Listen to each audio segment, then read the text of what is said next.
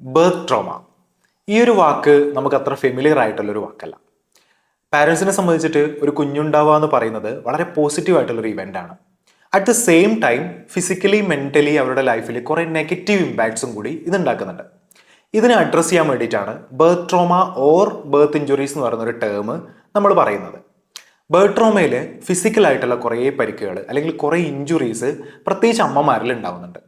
എന്തൊക്കെയായിരിക്കും അത്? ഇപ്പം നമ്മൾ ഡെലിവറി കഴിഞ്ഞിട്ടുള്ള അമ്മമാർ പല ആൾക്കാരും ബാക്ക് പെയിനെ കുറിച്ചിട്ട് കംപ്ലയിൻറ്റ് ചെയ്യും, അല്ലെങ്കിൽ വെരിക്കോസ് വെയിൻ വന്നതിനെ കുറിച്ച് കംപ്ലയിൻറ്റ് ചെയ്യും, പൈൽസിന് പോലെയുള്ള ഇഷ്യൂസ് വന്നതിനെ കുറിച്ച് കംപ്ലയിൻറ്റ് ചെയ്യും, സ്കിൻ ഇഷ്യൂസിനെ കുറിച്ചിട്ട്, ഹെയർ ഫോളിനെ കുറിച്ചിട്ട്, നിരവധിയായിട്ടുള്ള ഫിസിക്കൽ ഇഷ്യൂസിനെ കുറിച്ചിട്ട് കംപ്ലയിൻറ്റ് ചെയ്യും.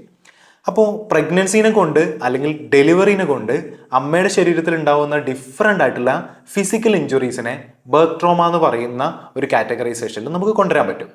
ഫിസിക്കൽ മാത്രമല്ല, സൈക്കോളജിക്കൽ ആയിട്ടുള്ള, അതായത് മെൻ്റൽ